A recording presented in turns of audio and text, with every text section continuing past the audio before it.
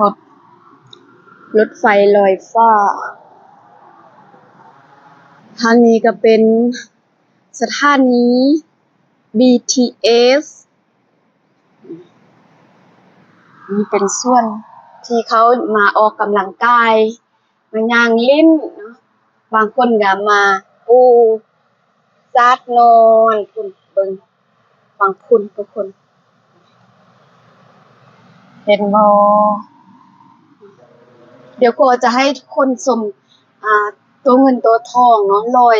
อยู่น้ำเมื่อกี้ก็ออกถ่ายเห็นน้องๆนักเรียนเข้ามาถ่ายของสุดนักเรียนไทยงาม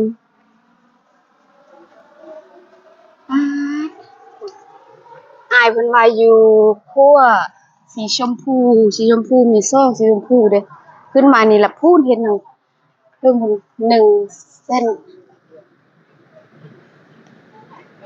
ทางนี้ก็งามบอกเลยคืออ้อยเห็นสุดนักเรียนไทยเนาะสุดน้องๆเขาเจ้าเห็นแล้วยังมีลูกเลยอยากให้ลูกอยากให้หลานได้ใส่ก็อยากใส่แต่ว่ามันกายยามใส่แล้ว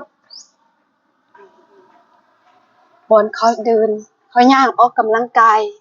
จะมีครบคือมันงามแท้โอ้เห็นแล้วกว่าจะเจอตัวถ่ายคลิปเด้ออนุญาตถ่ายคลิปเด้อทักทายสบายดีไผเนาะสบายดีป้านไผนี่ลืมเลยหล่อกว่าเก่าอ้วนหล่อกว่าเก่าที่เคยจนที่สุดในหมู่บ้านว่าไปความเป็นจริงนั่นน่ะบ่าวเต้ยพลโอ้ยสบายดีโดยสบายดีเนาะนี่เจอกันอีกแล้ว2 ครั้ง2 เทื่อเนาะแม่นบ่เดียวแม่นบ่2 เทื่อนี่เดี๋ยวที่สอนวิชาเป็นอะไรวันนี้ก็ดีใจได้เห็นครูอ๋อยถ่ายคลิปอยู่บ่ไปถ่ายก่อนนะช่วงนี้มันเกิดกระแสที่แบบเพื่อนบ้านกับไทยเนี่ยทะเลาะกับไทยและแรงงานเนี่ยมีปัญหาบางอย่างนะและแรงงานลาวแบบเราเนี่ยเข้ามาเมืองไทยมีปัญหาอะไรไหมอยากรู้นะแบบคนลาวเข้ามาประเทศไทยจังซี่นะบ่แม่นฐานะในแรงงานหรือฐานะนักท่องเที่ยวเพิ่นได้สอบเพิ่นได้ถามหยังเฮาไล่บ่หั่นนะเพิ่นบริการเฮาดีไหมอยากรู้นะทางด่านตมแม่นทางฝั่งแขวงที่ผู้อ๋ออยู่เนาะโดยเพิ่นจะถามปกติเลยน้องจะถามปกติตามที่เฮาเคยไปเขาจะบ่ได้สงสัยเฮาหลายว่าต้องมาเฮ็ดงานนี่นั่นเพิ่นจะบ่ถามหลาย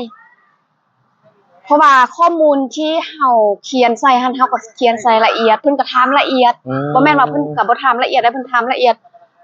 เพิ่นถามว่าจะมาอยู่เมืองไทยมาเยี่ยมญาติหรือว่ามาเที่ยว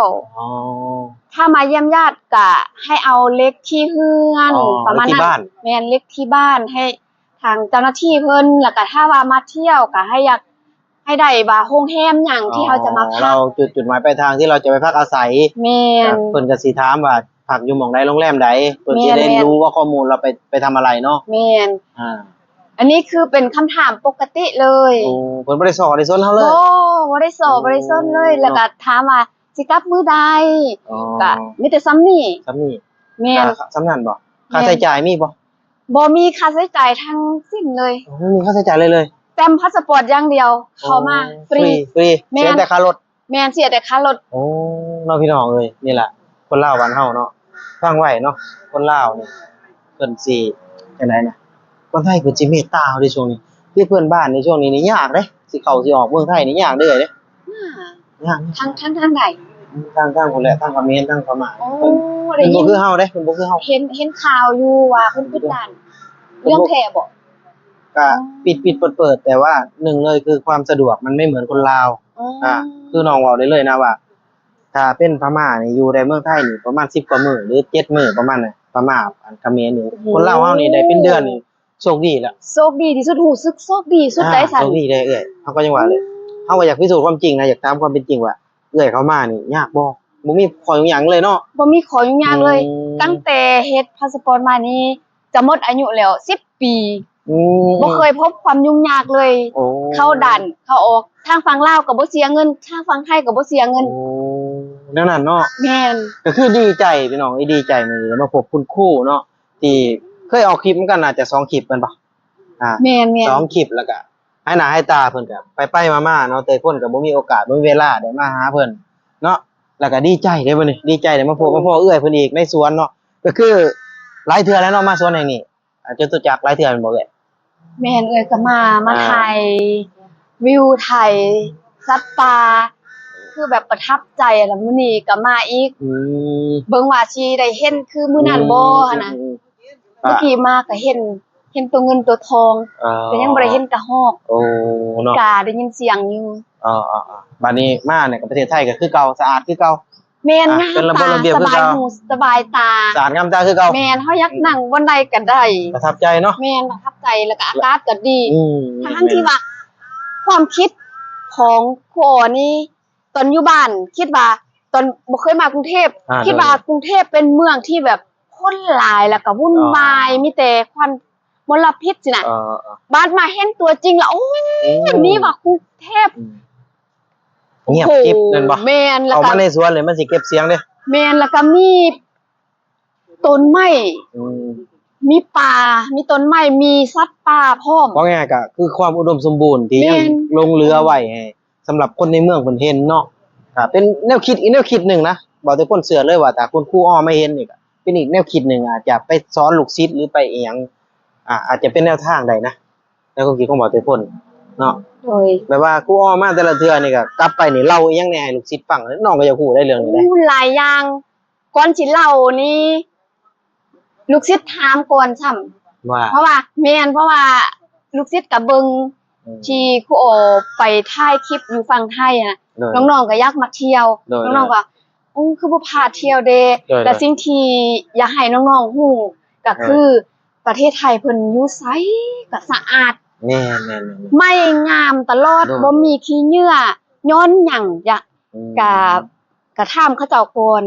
แต่เขาเจ้าก็ตอบ น้องมีคลิปนี่เดี๋ยวก่อนเลยคนลาวเฮาหั่นในเมืองหลวงน่ะซุมื้อนี่เป็นหยังมันคือ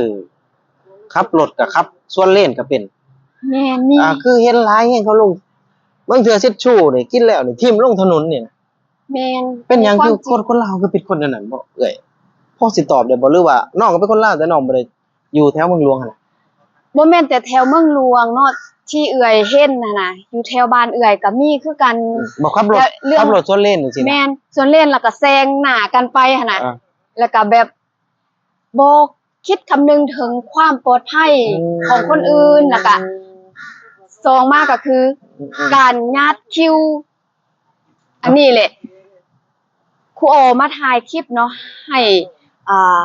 ลูกๆหลานๆได้เห็นว่าคนไทยเพิ่นปฏิบัติแนวใดเพิ่นเฮ็ดแนวใดประเทศเพิ่นถึงเจริญแล้วก็สะอาดอยู่ตลอด โอเค และถนนหนทางเพิ่นก็งามอยู่ตล ฉะ อ นั้ ด นแล้วเนาะมื้อนี้บ่าวเตพ่นก็อยากฝากคลิปนี้ได้ครูอ้อสำหรับลูกศิษย์ครูอ้อเนาะนี่คือคุณครูเนาะพี่น้องเนาะคุณครูที่คอยสั่งสอนนักเรียนนี่แหละเรื่องราวดีๆที่ครูอ้อเพิ่นมาถ่ายทอดในประเทศไทยก็ถ้าน้องๆหนูๆที่แบบว่าครูอ้อเพิ่นสั่งสอนอยู่เนาะเบิ่งคลิปครูอ้อแล้วก็ฟังความเพิ่นเด้อน้องๆหนูๆเอ้ยเนาะสิ่งที่ดีๆมันสิกลับเข้าไปหาตัวเฮาแหละสิ่งดีๆแล้วน่ะก็สิซอยเฮามีเป็นคนที่มีคุณภาพขึ้นมานะเนาะก็ฝากไว้เพียงเท่านี้เนาะครูอ้อเนาะ โดย มีหยังสิถามน้องต่อบ่ น้องจะพี่น้องบ่ บ่เป็นหยังของน้องบ่ โอเคมีเอ่ยก็อยากถามคือกันในฐานะ ไหม ที่เป็นคนลาว โดย คนลาวแล้วมาเฮ็ดเวียกอยู่ไทย โดย น้องมาเฮ็ดเวียกนี้โดนแล้วเนาะ โดนแล้วเขาปีที่7เลยเด้เนาะ ว้าดถือว่าโดนอยู่ โดนมาอยู่ โดน โดนแล้วก็แบบว่ามันหลายสิ่งหลายอย่างแม่นหลายสิ่งหลายอย่างหนึ่งการใช้ชีวิตแล้วก็หาเงินหาค่ำแล้วก็เฮาก็อยู่นี่เฮามีความสุขเด้ซั่นน่ะมีความสุขแล้วเฮาอยู่ไสแล้วเฮามีความสุขสบายใจแล้วเฮาบ่อยากหนีนี่คือความเป็นจริงเลยแหละหลายๆคนแรงงานเฮาหลายๆคน ความรู้สึกที่ว่าอ่าน้องมาอยู่เนาะบ่าวเตยพ่นมาอยู่เมืองไทยแล้วก็ โดย เห็นการใช้ชีวิตของคนไทยแล้ว คนไทยคือ ในความคิดของน้องน่ะคนไทยดีน้ำหนองโบ โอ้กันเปรียบกันว่าถามว่าเจ้านายหรือว่าคนไทยทั้งประเทศต้องแยกแยะเด้ เจ้านายแล้วก็คนไทยที่พบเห็น อ๋อหนึ่งเจ้านายนี่เปรียบเสมือนพ่อแม่คนที่สองซะ โดย ที่เพิ่นเบิ่งแย่งเฮาแต่ว่าคนไทยทั้งประเทศก็ส่วนหลาย FC น้องมีแต่คนฝั่งไทยเด้ให้กำลังใจเพิ่นเมตตาเพิ่นคอยซัพพอร์ตคอยส่งเสริมในการเฮ็ดคลิปเฮ็ดหยังเพิ่นก็สิฮักแพงอย่างเช่นมื้อนี้นี่ความเป็นจริงนี่คุณลุง